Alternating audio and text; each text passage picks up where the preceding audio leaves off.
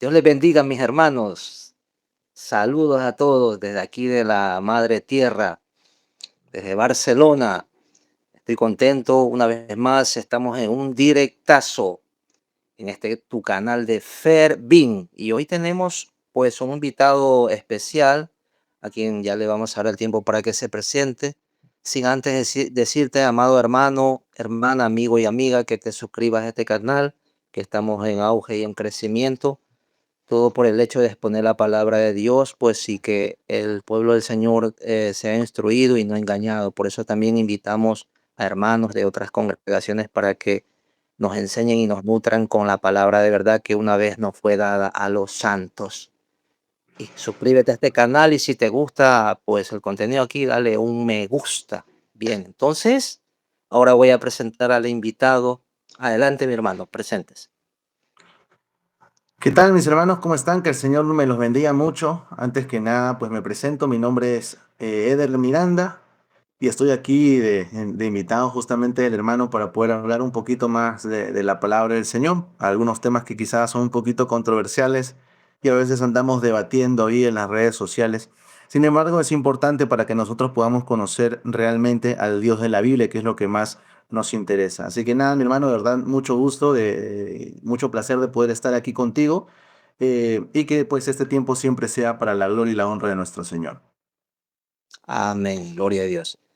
Entonces, pues sin más preámbulo, antes que nada, los hermanos que se están conectando, si pueden por favor enviar en un chat rápidamente quién es. Ahí, le saludo a mi hermano Miguel Ángel. Saludos, mi hermano. Dios te bendiga. Bueno, sé que hay más hermanos que están pues conectados. Y ahora sí más, vamos a empezar y vamos a darle el turno a nuestro hermano con el tema. ¿Fueron los apóstoles unicitarios?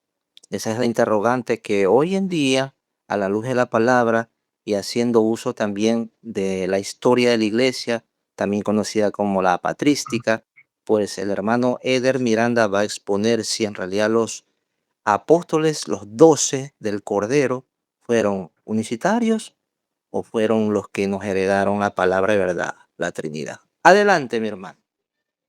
Muchísimas gracias, mi hermano. Bueno, antes que nada, no soy el mejor expositor del mundo. Creo que hay hermanos que son muchos mejores expositores que yo. Así que les pido que me tenga paciencia. Pero lo que sí podemos hacer con seguridad y con certeza es poder revisar lo que nos dice la misma escritura, ¿no? Así que es lo que vamos a ver el día de hoy. La pregunta del tema, ¿no? ¿Fueron los apóstoles unicitarios? Y la respuesta es un contundente no. Los apóstoles no fueron unicitarios, aunque nuestros amigos unicitarios intenten hacernos creer eso o intenten hacer creer a las demás personas eso, eso no fue así.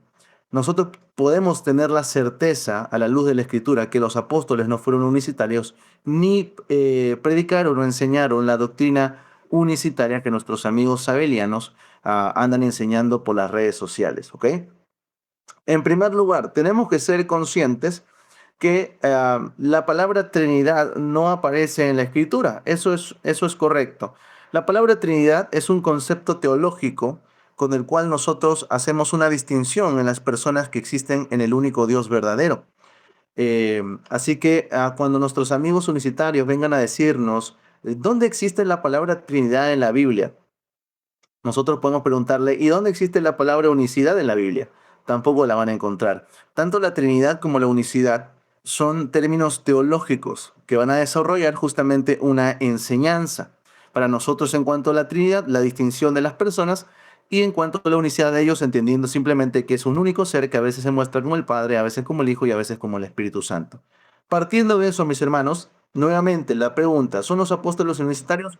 Claro que no. Los apóstoles entendían claramente la distinción entre las personas. Ellos no se llamaban exactamente trinitarios, pero hacían el mismo ejercicio que nosotros el día de hoy hacemos, que es hacer la distinción entre la persona del Padre, la persona del Hijo y la persona del Espíritu Santo. Este desarrollo teológico con respecto a la Trinidad toma un mayor auge del segundo siglo en adelante y gracias al Señor, pues nosotros hoy tenemos ya una teología mucho más robusta, ¿no? Mucho más condensada con respecto a la Trinidad.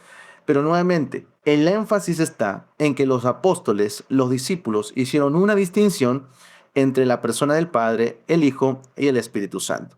Eso lo podemos ver claramente en las Escrituras. Por ejemplo, vamos a citar algunos versículos para irnos metiendo en materia, mis hermanos. Cuando nosotros, por ejemplo, vemos Lucas capítulo 3, versículo 21 y 22. Lo voy a repetir para los hermanos que quieran buscar ahí en casa o que lo quieran anotar. Lucas capítulo 3, versículo 21 y 22 nos dice lo siguiente. Aconteció que cuando todo el pueblo se bautizaba, también Jesús fue bautizado. Ahora, ellos te van a decir, los universitarios, que aquí Jesús es el Padre. Pero vamos a ver qué nos sigue diciendo la palabra del Señor. Y dice, y orando, el cielo se abrió y descendió el Espíritu Santo sobre él en forma corporal como paloma. Y vino una voz del cielo que decía, tú eres mi Hijo amado, en ti tengo complacencia. Aquí estamos en el escenario del bautismo de nuestro Señor Jesucristo. Y este escenario no podría desarrollarse en base a la doctrina unicitaria. ¿Por qué? Rápidamente, para que lo entiendan, el por qué, voy a explicar rápidamente y de una manera mucho más precisa lo que creen nuestros amigos unicitarios. La unicidad confiesa de que nuestro Dios es unipersonal. Aunque muchos de ellos tengan problemas con la palabra persona, sus eruditos utilizan sí la palabra persona y te van a decir que Dios es unipersonal, que a veces se muestra como el Padre, luego en la encarnación se muestra como el Hijo y luego se muestra como el Espíritu Santo. Son modos en los cuales Dios se da a conocer a la humanidad. Sin embargo, mis hermanos, cuando estamos en el escenario del bautismo, tenemos que preguntarnos, en este escenario del bautismo, ese Dios unipersonal, ¿en qué modo estaba? Porque vemos al Hijo siendo bautizado, vemos al Espíritu Santo al mismo tiempo descendiendo en forma corporal como paloma, y vemos que del cielo habla el Padre diciendo, tú eres mi Hijo amado, donde tengo complacencia. Si fueran modos, mis hermanos, como los amigos solicitarios nos lo plantean o nos lo quieren hacer creer, estos modos no podrían interactuar entre sí, porque nuevamente, y pongo énfasis, son modos del, del Dios unipersonal. Sin embargo, aquí lo que nosotros vemos es una interacción. Y para que haya una interacción, es necesario que se señale a tres sujetos o a tres personas identificables. Esto es lo que sucede en el bautismo. Nuevamente, Jesús está siendo bautizado, el Espíritu Santo desciende en forma corporal como de paloma, y el Padre habla del cielo y dice, tú eres mi Hijo amado, en ti tengo complacencia. Esto no se puede aplicar y no concuerda con la enseñanza de los amigos unicitarios. Si no, pregúntenle al unicitario. En este escenario del autismo, ¿Dios en qué modo estaba? No lo van a poder resolver, porque aquí tenemos supuestamente a los tres modos interactuando y los modos no interactúan, porque su Dios es un Dios unipersonal. La única manera en la cual este escenario encaja es en la doctrina trinitaria, porque los trinitarios comprendemos bien la distinción entre las personas y decimos, la persona del Hijo está siendo bautizada, la persona del Espíritu Santo desciende del cielo en forma corporal como paloma, y es el Padre, la persona del Padre, quien habla desde los cielos y dice, tú eres mi Hijo amado y en ti tengo complacencia.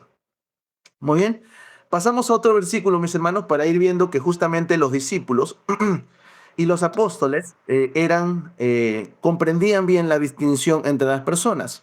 Si nosotros nos vamos, por ejemplo, a Juan capítulo 5, versículo 18, Juan capítulo 5, versículo 18, dice lo siguiente, por esto los judíos aún más procuraban matarle, hablando del Señor Jesucristo, porque no solo quebrantaba el día de reposo, sino que también decía que Dios era su propio Padre, haciéndose igual a Dios. La pregunta es, tú le preguntas a un universitario y le dices, ¿de quién se está hablando en este versículo? Y te van a decir, de Jesucristo. ¿Y quién es Jesucristo? El Padre. Ah, o sea, el Padre decía que tenía un Dios que era su propio Padre. ¿Se dan cuenta la contradicción unitaria? No es posible que un padre diga que tiene un Dios que es su propio Padre. No, la única manera que encaja este versículo es en la doctrina trinitaria, entendiendo que hay una distinción entre la persona del Hijo y la persona del Padre. De lo contrario, el Padre no puede decir que tiene un Padre. Eso es completamente contradictorio. Y esto obviamente lo dice el apóstol Juan. Vámonos a ver qué más nos dice el apóstol Juan. Juan capítulo 14, versículo 16 al 17. Y aquí hay una distinción sumamente clara entre las personas. Y dice lo siguiente: y yo rogaré al Padre, está hablando Jesús, noten los pronombres que se utilizan en la elaboración gramatical de este versículo, y yo rogaré al Padre y os dará otro consolador para que esté con vosotros para siempre, el Espíritu de verdad. ¿Ok? El versículo continúa, pero nos quedamos hasta ahí. Muchas veces los unicitarios van a salir a decirnos: muéstrame un versículo donde diga que Dios es trino. Ya, eso se llama falacia, porque estás queriendo que la Biblia te lo diga como tú quieres que te lo diga. Lo mismo podría hacer un montón de sectas. Por ejemplo, los arrianos, aquellos que niegan la deidad de nuestro Señor Jesucristo, también nos suelen decir, ¿no? Muéstrame un versículo donde Jesús literalmente diga: yo Jesús soy Dios. ¿Hay algún versículo así? No lo hay. Entonces, esa pregunta es completamente falaz. La Biblia no necesita decirnos que hay un Dios trino o hay un Dios en tres personas. Basta con la distinción gramatical que el mismo texto hace entre las personas. Y voy a poner un ejemplo sumamente claro. Voy a elaborar una oración y digo: yo y él iremos a buscar a otro amigo. ¿Cuántas personas hay en la oración? Sabemos que hay tres personas.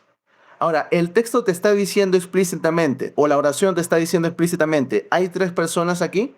No. ¿Cómo sabemos que hay tres personas? Por la conjunción gramatical. Yo y él iremos a buscar a otro amigo. Lo mismo sucede con los pasajes de la Escritura. Y es lo mismo que sucede con este versículo. Y yo, dice Jesucristo, rogaré al Padre y Él os dará otro consolador. ¿Se dan cuenta? Esa elaboración gramatical, los unicitarios no la pueden negar. Y van a hacer maromas para negar el texto. A tal punto que incluso en un momento vamos a leer un versículo y voy a decir la respuesta que un unicitario dio a este versículo. Pero no nos adelantemos. Vámonos a Mateo capítulo 28, versículo 19. Mateo capítulo 28, versículo 19, un texto tan conocido por nosotros los trinitarios sobre todo. Un texto que, por cierto, los unicitarios se esfuerzan, se empeñan en decir que es un texto espurio, y la verdad no es un texto espurio. Usted puede revisar los códices más antiguos y confiables que tenemos, como por ejemplo el Codex Sinaiticus, el Codex Vaticanus, el Codex Alejandrinus, y esta información está en internet, así que la puede encontrar fácilmente. Ahí encontramos justamente este texto, Mateo capítulo 28, versículo 19, ¿ok? Que por cierto, los unicitarios, como, como suelen ser, a veces son un poquito tramposos y nos citan un supuesto Mateo en hebreo, ¿ok? Conocido como el Mateo de Shem Tov.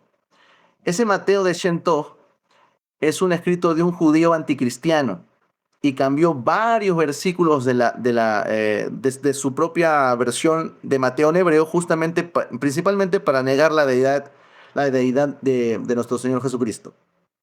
Así que no dejen que le citen el Mateo de Shem Tov, que está en hebreo, porque sabemos y está comprobado que Mateo, como todo el Nuevo Testamento, fue escrito en griego koiné. ¿Ok? Y hay suficiente evidencia para declararlo así. Entonces, Mateo 28, 19 nos dice lo siguiente: por tanto, id y haced discípulos a todas las naciones, bautizándolos en el nombre del Padre, del Hijo y del Espíritu Santo. Y la pregunta clásica de los unicitarios: ¿dónde alguien fue bautizado en el nombre del Padre, del Hijo, del Espíritu Santo? ¿Saben cuál es la gran diferencia entre los unicitarios y nosotros? Que nosotros, como pertenecemos a la verdadera iglesia de Dios, nosotros podemos incluso recurrir a la historia, porque nosotros no nos desprendemos de la iglesia histórica. Nosotros, al contrario, incluso vemos cuáles fueron las creencias y las prácticas de la iglesia histórica para que nosotros también tengamos un sustento en lo que creemos y confesamos y practicamos. Y cuando nosotros nos vamos, por ejemplo, al siglo I, encontramos un escrito llamado la Didaché o la Didaché, como lo quiera pronunciar. En este escrito, conocido como la enseñanza de los apóstoles, que incluso muchos se cuestionaron por qué no, al final no formó parte del canon bíblico, y el único motivo es porque no fue escrito por uno de los apóstoles o alguien cercano a él, pero sí sirve como un documento histórico para que nos da evidencia de la creencia y práctica de los cristianos del primer siglo.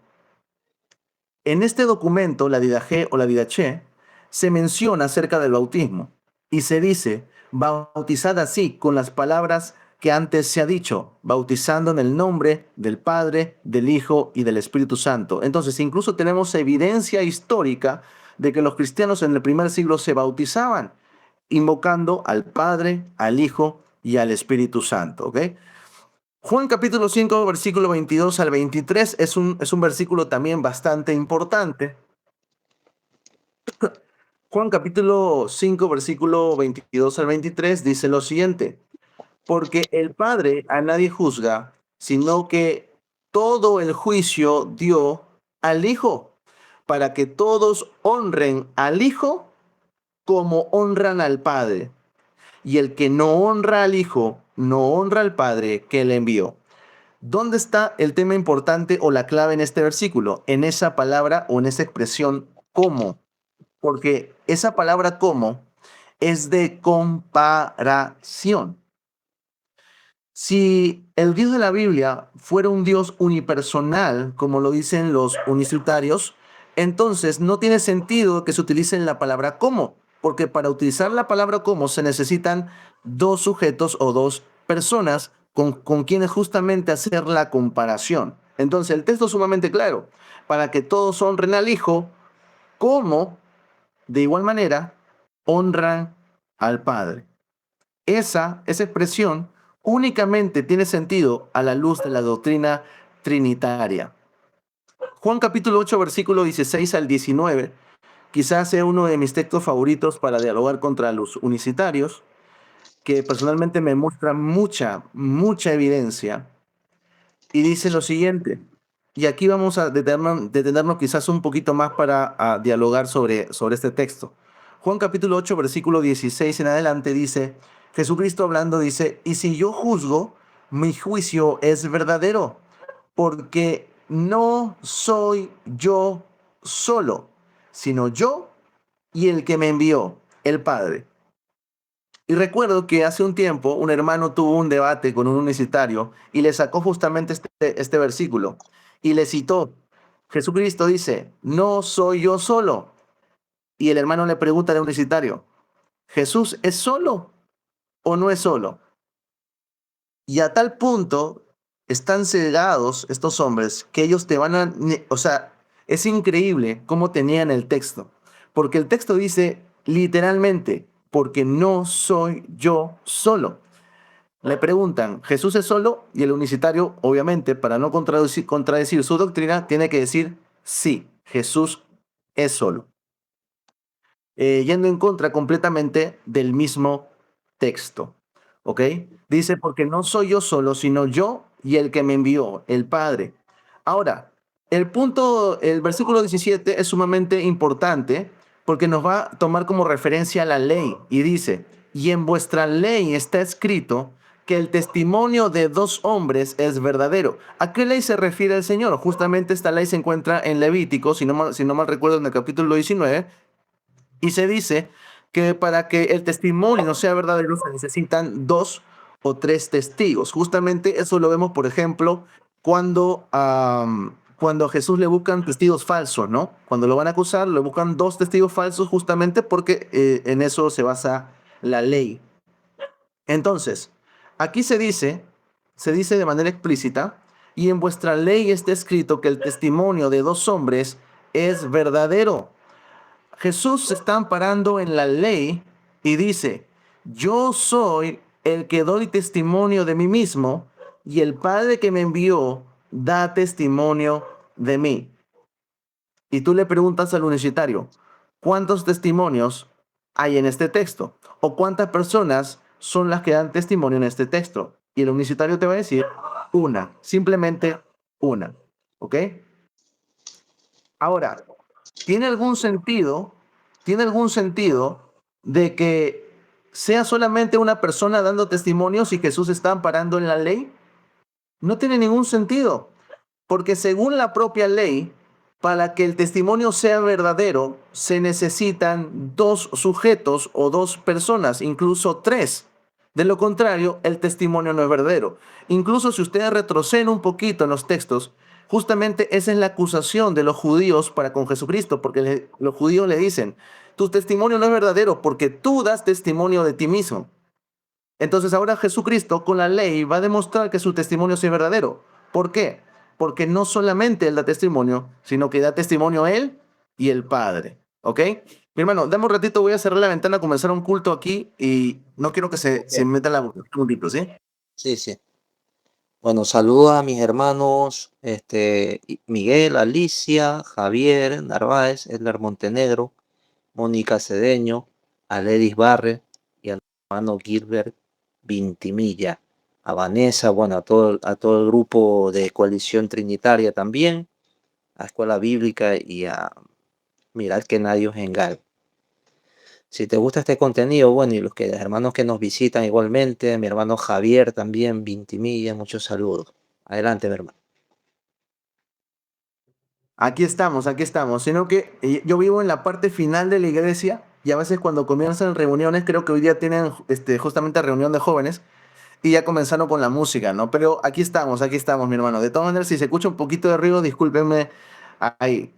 Am, entonces, estos textos son sumamente importantes, ¿no? Entonces vemos cuando nosotros entendemos de manera correcta los textos y entendemos la ley, porque de verdad pareciera que los unicitarios pasan por alto completamente la ley que justamente está citada en este versículo, no se entiende lo que el texto quiere decir, ¿ok? Entonces, nuevamente, el texto dice, yo soy el que doy testimonio de mí mismo y el Padre que me envió da testimonio de mí. Nuevamente, en base a la ley, ¿cuántos testimonios se necesitaban para que ese testimonio fuera verdadero? Dos o tres. Si fuera un Dios unipersonal, como dicen los unicitarios, entonces no tiene sentido que Jesús se ampare en la ley. El siguiente versículo dice, ellos le dijeron, ¿dónde está tu padre? Noten que los judíos están entendiendo claramente lo que Jesús está diciendo, a tal punto que incluso ellos le preguntan, ¿dónde está tu padre? Respondió Jesús diciendo lo siguiente, ni a mí me conocéis, ni a mi padre. Y noten nuevamente la distinción gramatical que hace Jesús entre él y su padre. Ni a mí me conocéis, ni a mi padre. ¿Por qué simplemente Jesús no dijo, no me conocen? Si según los unicitarios es un Dios unipersonal. Entonces, gramaticalmente, los unicitarios salen completamente refutados a la luz de lo que dice Jesucristo, porque él marca una diferencia entre él y su Padre. Ni a mí me conocéis, ni a mi Padre. Si a mí me conocieseis, también a mi Padre conoceríais. ¿Ok? Y simplemente estamos viendo algunos versículos con respecto a los cuatro evangelios. Tenemos muchísimos versículos más. Nuevamente, a la luz de la escritura, ¿podemos decir que los apóstoles son unicitarios? Claramente que no. Al contrario, los apóstoles incluso refutan la doctrina unicitaria.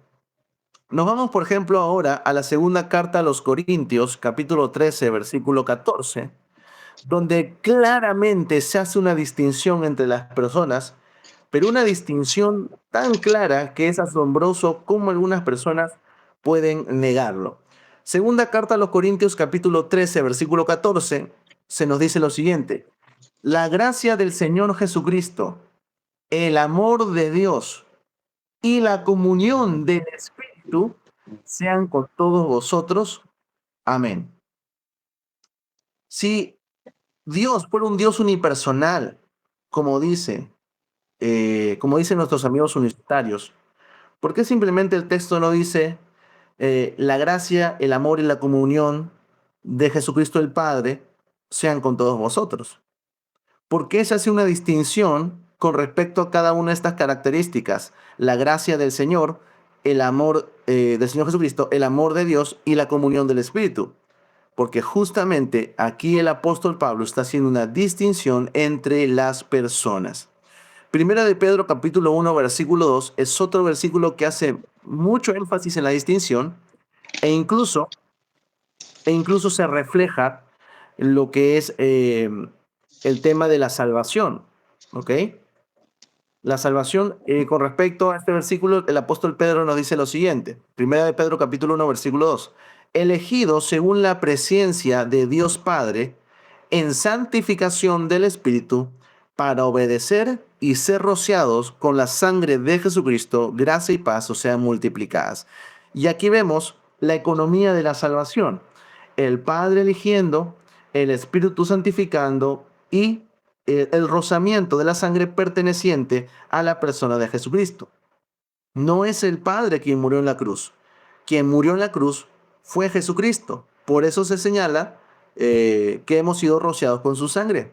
Es el Espíritu quien nos santifica por medio de su palabra y por medio de la obra que Jesucristo ha realizado en la cruz del Calvario. Y es el Padre quien ha elegido en su soberanía para justamente hacer de nosotros un regalo hacia la persona de Jesucristo. Y esto lo vemos claramente, por ejemplo, eh, en, perdón, en Juan capítulo 17 en adelante, ¿no? Donde claramente Jesús dice varias veces: Padre, los que tú me has dado, ¿no? Justamente hablando principalmente de los discípulos y también de los creyentes. El apóstol Pedro también hace una distinción entre ellos, ¿no? Elegidos según la presencia de Dios Padre en santificación del Espíritu para obedecer y ser rociados con la sangre de Jesucristo. Vámonos ahora a otro texto, mis hermanos, Filipenses capítulo 2, versículos 5 al 6. Y noten que la evidencia bíblica es abrumante, mis hermanos. Es abrumante. Y créanme, solamente estamos tomando algunos versículos. Filipenses capítulo 2, versículos 5 al 6 dice: haya pues en vosotros el mismo sentir que hubo en Cristo Jesús, el cual, siendo en forma de Dios, no estimó el ser igual, nuevamente una palabra de comparación, igual a Dios como cosa a que aferrarse.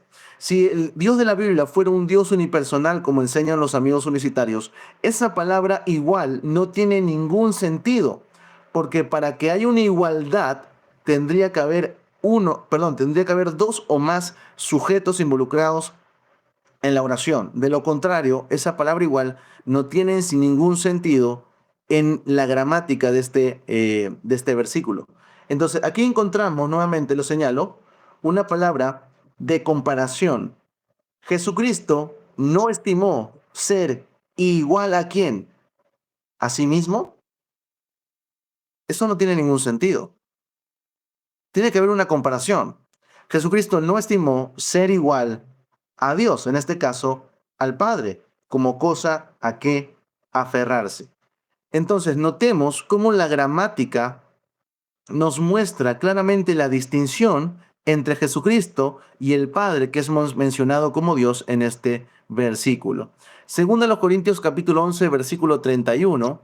Segunda carta a los Corintios capítulo 11, versículo 31, se nos dice lo siguiente: el Dios y Padre de nuestro Señor Jesucristo, quien es bendito por los siglos, sabe que no miento, dice el apóstol Pablo. Nuevamente, tú le preguntas a un unicitario, le lees este versículo y le preguntas: ¿quién es Jesucristo? Y él te va a decir: el Padre. Ah, el Padre. O sea, el Padre tiene un Dios y Padre. ¿Se dan cuenta cómo se contradicen? Porque el texto dice: el Dios y Padre de nuestro Señor Jesucristo. Pero según ellos, ¿quién es Jesucristo? El Padre. Ah, o sea, el Padre tiene un Dios y Padre. No tiene ningún sentido, ¿se dan cuenta? Increíble. Entonces, noten, nuevamente, es importantísimo, mis hermanos, que nosotros pongamos énfasis en la elaboración gramatical de los versículos, ¿ok? Porque esa expresión de nos está hablando de pertenencia, Dios y Padre ¿de quién? De Jesucristo. Entonces Jesucristo no puede ser el Padre porque es ilógico que un padre tenga padre. que Dios Padre tenga un Padre. Eso es completamente ilógico y claramente este versículo refuta la cosmovisión y la teología unicitaria, ¿ok? Entonces la pregunta, llevamos media hora de enseñanza. La pregunta, nuevamente, ¿fueron los apóstoles unicitarios? Claro que no, mis hermanos. Los apóstoles, si bien no utilizaron la palabra, hablando específicamente de los apóstoles del Cordero, no utilizaron la palabra Trinidad, sí hacían una clara distinción entre las personas, el Padre, el Hijo y el Espíritu Santo, como hemos visto en estos versículos. Ahora, ¿qué podríamos decir incluso de los cristianos de los primeros siglos, mis hermanos? Hay discípulos de los discípulos que claramente comprendieron y aprendieron la enseñanza viva y real de los apóstoles. Por ejemplo, si nosotros nos vamos un poquito de la historia, y permítanme citarles algunas frases de los cristianos en los primeros siglos. Por aquí tengo un documento, me hubiera gustado mostrarlo en pantalla. Tengo un documento que se llama Los padres contra los unicitarios, justamente hablando de los primeros cristianos en los primeros siglos. Pero lo voy a leer para que sepa más o menos lo que dice este documento, ¿ok? Tenemos, por ejemplo, a Teófilo de Antioquía, siglo II. Teófilo de Antioquía, en su carta a Autólicos, libro 2, capítulo 5, nos dice lo siguiente: los 3 días que preceden a la creación de los luminares son símbolos de la Trinidad de Dios, de su verbo y de su sabiduría, haciendo referencia al Espíritu Santo. ¿Ok? Aquí tenemos a Teófilo de Antioquía a principios del siglo II, hablándonos, ya utilizando por primera vez la palabra Trinidad. Tenemos a alguien también conocido, que como lo es Tertuliano, que nos dice lo siguiente. Y esta pregunta es una pregunta que nosotros deberíamos hacerla a los unicitarios. Noten lo que dice Tertuliano en su escrito contra Praxeas. Dice lo siguiente: si la palabra, si la pluralidad en la Trinidad te escandaliza, como si no estuviera ligada en la simplicidad de la unión, te pregunto, y esta pregunta para los unicitarios: ¿cómo es posible que un ser que es pura y absolutamente uno y singular hable en plural? Hagamos al hombre a imagen y semejanza nuestra. ¿Notan? Entonces, aquí tenemos también a Tertuliano haciendo una distinción entre el Padre, el Hijo y el Espíritu Santo, incluso haciéndole una pregunta, un jaque mate, aquí a los unicitarios, ¿no? En este caso, en su escrito contra Praxeas. El mismo Tertuliano, y aquí hay un punto sumamente importante que nosotros debemos recordar siempre, por favor, mis hermanos, porque una de las mayores objeciones que nosotros tenemos por parte de los unicitarios es: ¿por qué ustedes los trinitarios utilizan la palabra persona? ¿Acaso Dios es persona? ¿Cómo pueden llamarlo persona? Es justamente porque ellos no entienden el desarrollo teológico que la iglesia ha tenido desde los primeros siglos, ¿ok? Cuando nosotros utilizamos la palabra persona, la utilizamos en el sentido de señalar la personalidad. Creemos que el Padre tiene una personalidad, el Hijo tiene personalidad y el Espíritu Santo tiene una personalidad. Esto implica emociones, sentimientos, raciocinio y voluntad, ¿ok? Tertuliano nos señala lo siguiente. Tertuliano utiliza la palabra persona para hacer distinción y él dice lo siguiente: en el sentido de persona, no de sustancia, no de esencia, para distinción, no para división. Voy a señalar solamente la parte final: para distinción y no para división.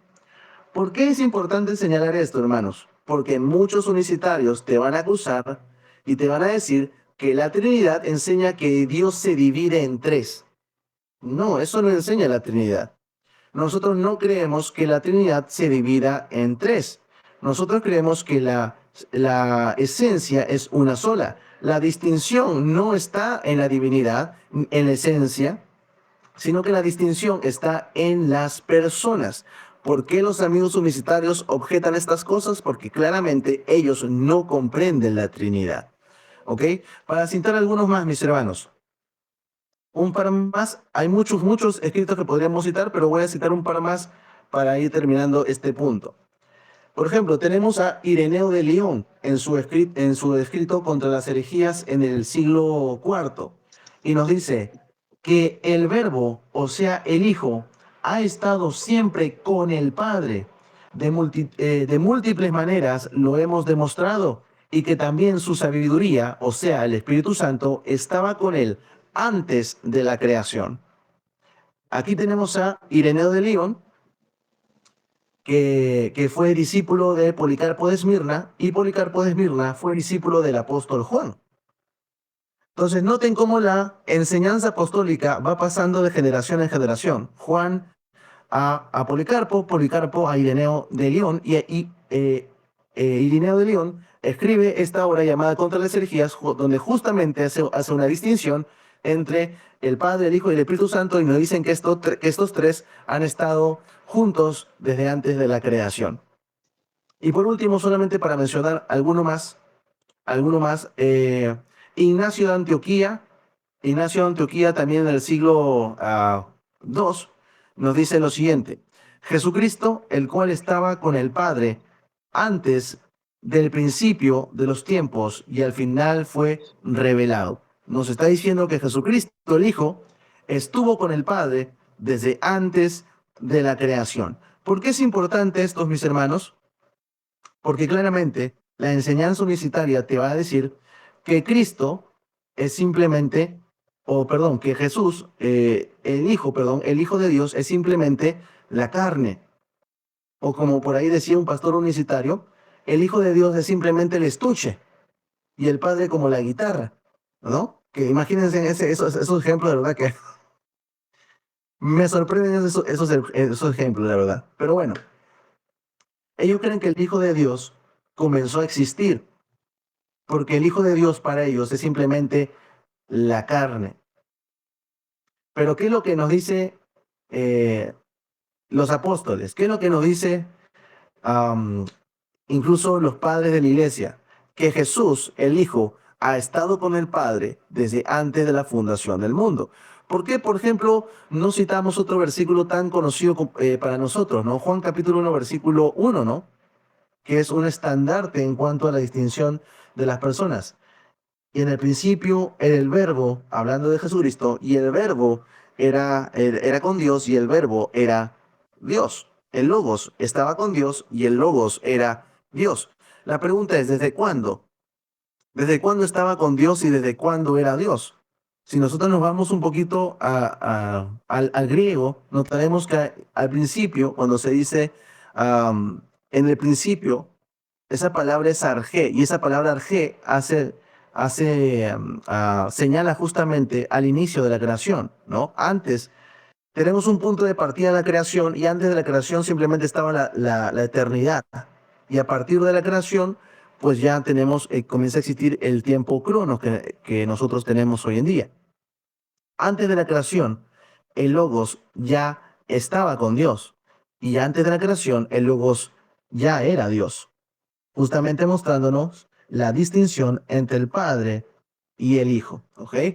Ahora, otro argumento que suelen decirnos los universitarios es, por ejemplo, cuando nosotros citamos versículos donde se hace la distinción entre, entre el Padre y el Hijo, como por ejemplo Juan capítulo 8 que lo estábamos revisando, ¿no? Ellos suelen hacer un muñequito de paja y decirnos, ¿no? Ajá, pero ¿y dónde está la tercera persona?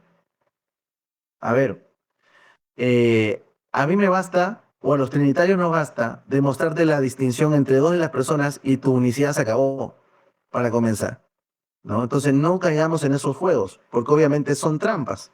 Totalmente de Nosotros acuerdo. debemos entender, nosotros debemos entender que la doctrina de la Trinidad es un desarrollo teológico, y esto lo voy a decir para que todos los hermanos lo tomemos en cuenta.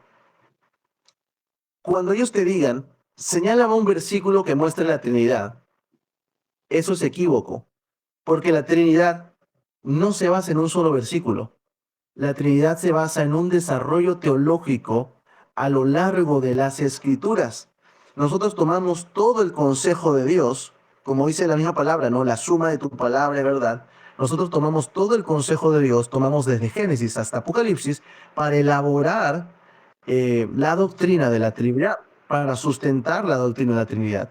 Entonces, si pensamos poder defender la Trinidad, desde un solo versículo, lamentablemente eso no va a poder así. No va a poder ser así, perdón. Nosotros necesitamos conocer la escritura como tal, no solamente un versículo. La escritura, citarle Juan capítulo 8, citarle Juan capítulo 5, citarle los versículos que hemos revisado ahora. ¿Por qué? Porque todos esos versículos te van a mostrar una clara distinción, no solamente entre dos personas, sino entre las tres personas, entre el Padre, el Hijo y el Espíritu Santo. ¿Ok? Entonces tratemos, evitemos de no caer en esos juegos. Otro tema para que los hermanos trinitarios tengan cuidado cuando dialogan con unicitarios.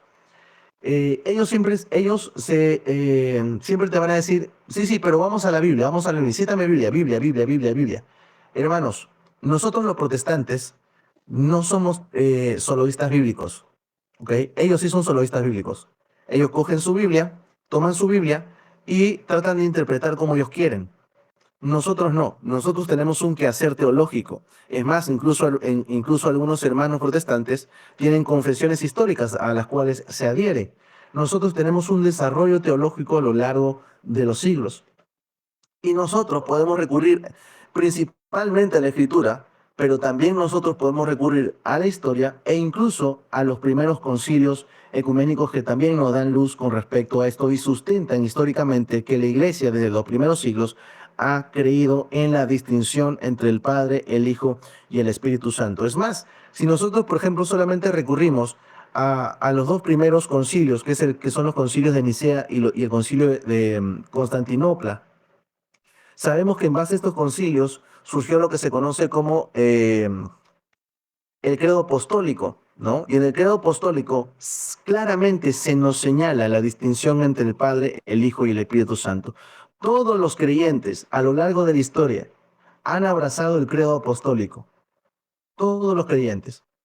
¿Quiénes se separan del credo apostólico y quiénes se separan de la iglesia histórica? Los herejes, como los unicitarios, los testigos de Jehová, los adventistas, los mormones, esta nueva secta que surgió desde hace no mucho que creen en Dios Madre. Todos ellos se separan de la iglesia histórica, del credo de los apóstoles. ¿Por qué? Porque ellos tienen que elaborar su propia teología. Entonces, hermanos, nosotros tenemos muchísima evidencia partiendo de la Biblia, muchísima evidencia bíblica, tenemos muchísima evidencia histórica, e incluso podemos recurrir a los concilios para saber y estar seguros de que la Trinidad ha sido creída por los cristianos desde el primer siglo. Ojo, no caigan en sus trampas, no necesariamente con el término Trinidad, pero sí hacían una distinción clara entre el Hijo, el Padre y el Espíritu Santo. Y al mismo tiempo sostenían que estos tres eran un único Dios verdadero. Eso, mi hermano. Gloria a Dios. Así. Amén. Bueno, amados hermanos, todos los que están aquí presentes, pues espero que hayan tomado nota de esta clase, de esta enseñanza muy sustanciosa sobre la Trinidad y sobre si los apóstoles enseñaron unicidad o Trinidad. Nos queda claro que los apóstoles, pues, enseñaron la distinción de personas, ¿verdad?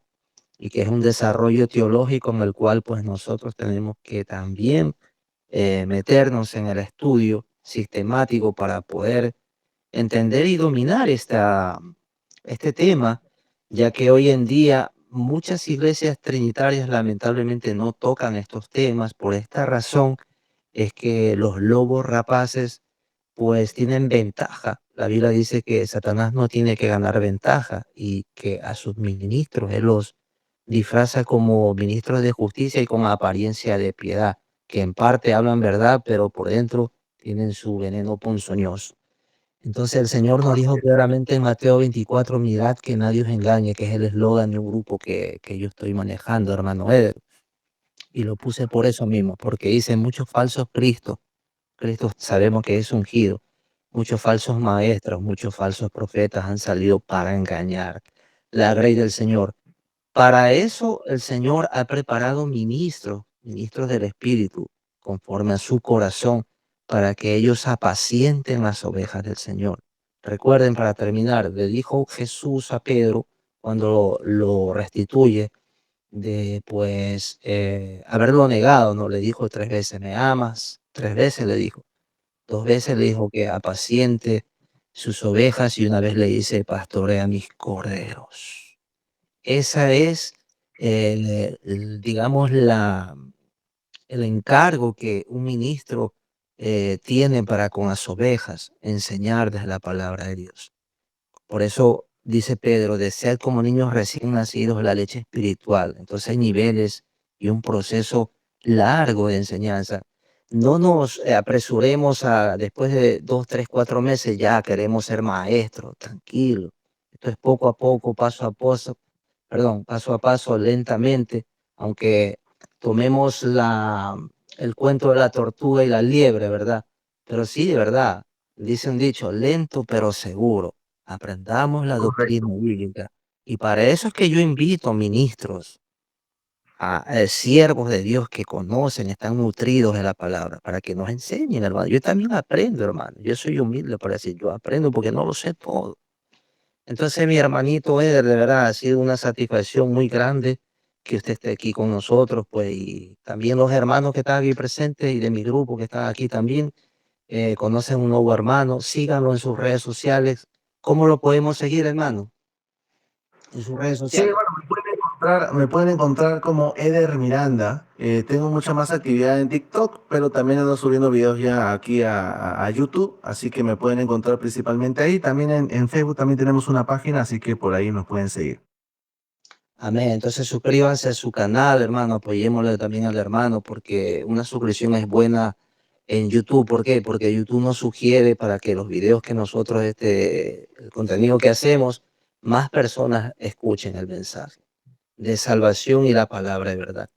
Bueno, entonces para terminar, hermanos, rápidamente, pues doy saludos, ¿no? A todos los que están aquí, que es, repito, son Miguel, Alicia, Javier Narváez, Edgar Montenegro, Mónica Cedeño, Aledis Barret, Gilbert, Javier Vintimilla y Nelly Vanessa, y también un amigo que se llama Elegidos. Bueno, ahí igual te saludo porque estás aquí con nosotros, Elegidos 17 y 18. Sí, Que ya permíteme solamente, sí, hermano, responder justamente ese comentario. ok. Dice, la Trinidad y la unicidad no es una doctrina primaria donde juegue la salvación. Está equivocado. Está equivocado. Sí es una doctrina principal y primaria. Justamente por eso nosotros, nuevamente, podemos tomar como referencia incluso lo confesado y lo declarado por los cristianos en los primeros siglos.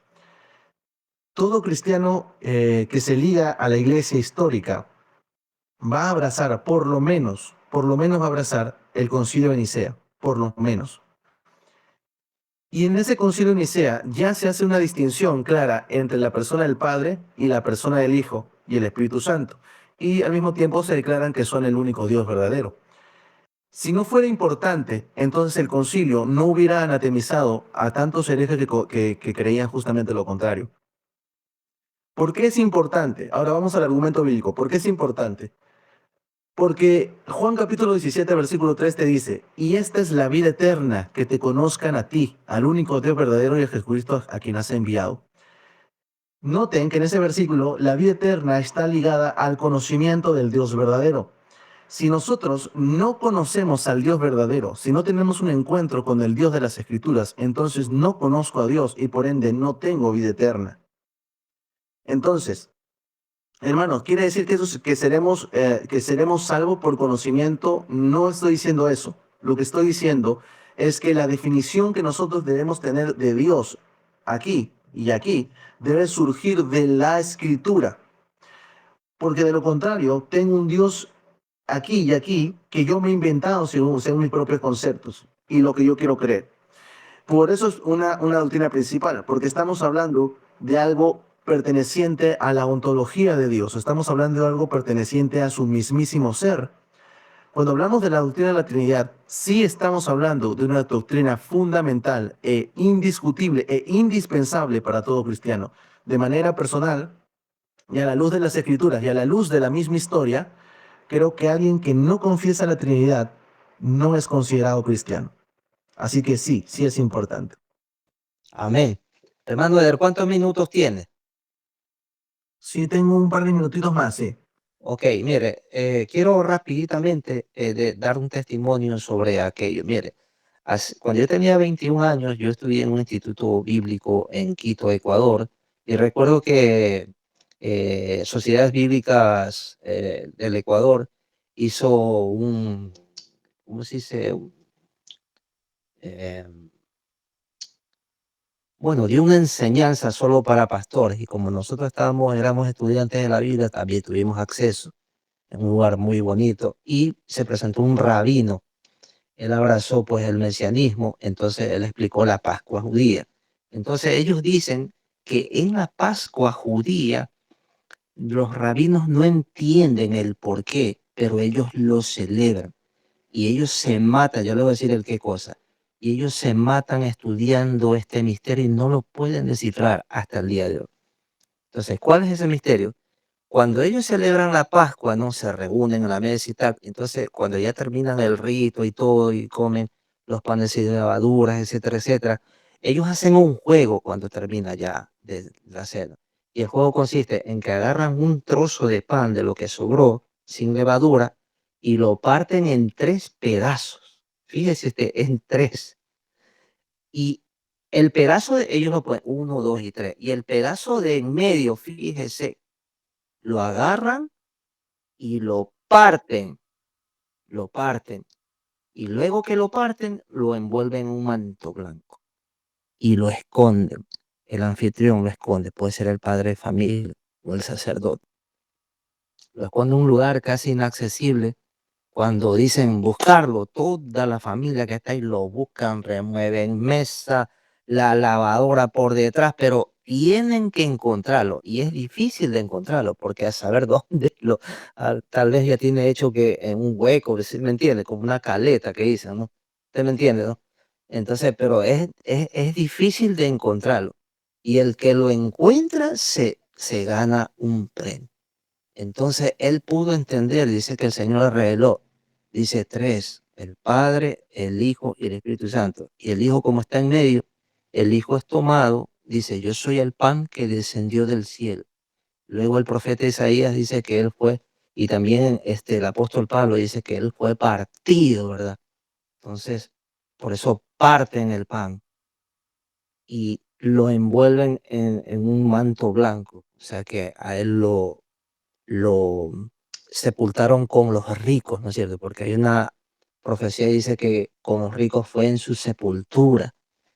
O sea, detalla claramente lo que le pasa al Hijo de Dios en ese proceso salvífico y en su ministerio aquí en la tierra. Y él pudo entender que ese misterio que los judíos hoy no entienden es que es el Hijo, Jesús es el Hijo del Dios viviente, que es el Salvador y el Rey de Israel, prometido por la casa de David, y que hasta hoy en día ellos no creen, y que va a venir, pues ya sabemos quién, para sentarse como Dios, y en un trato que Dios tiene con Israel, pues los va a salvar en el último momento, y vendrá el Señor Jesucristo, como dice Apocalipsis capítulo 19. Eso es todo, mis amados hermanos y hermanas. De verdad, ha sido una bendición muy grande. Yo he aprendido mucho. Gracias, mi hermano Eder, que no sea la primera ni la última vez. Esperemos otro día también invitarlo. No, claro, encantado, mi hermano, encantado, ¿no? Bueno, uno que está acostumbrado un poquito ya al hacer live y todo eso, a veces uno no resiste que responder por ahí los comentarios, ¿no? Así que Exacto. permíteme, por favor. Adelante. Por Sí, aquí así. elegir, dice, creer en Cristo es lo fundamental. La pregunta es, ¿en qué Cristo crees? Porque los testigos de Jehová también dicen que creen en Cristo, pero ellos creen que Cristo no es Dios o no es el Dios Todopoderoso. ¿En qué Cristo crees? Los que creen en Dios Madre también te van a decir que creen en Cristo. ¿En qué Cristo tenemos que creer para ser salvos? En el Cristo de las Escrituras. Y el Cristo de las Escrituras no es el Padre. Si tú tienes a un Cristo siendo Padre, entonces no es el Cristo de las Escrituras. Así que hay que saber lo que se dice. Sí, la salvación está en Cristo, tenemos que creer en Cristo, pero en el Cristo de las Escrituras.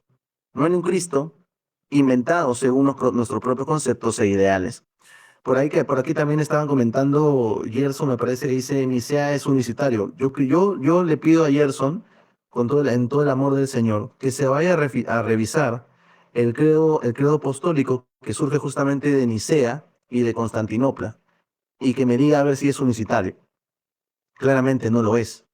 Incluso en ese mismo credo se dice, creo en un solo Señor, venido del Padre, engendrado, no creado, Dios de luz, Dios verdadero de Dios verdadero. Y creo en un Espíritu Santo, dador de vida, que junto con el Padre y con el Hijo reciben la misma gloria.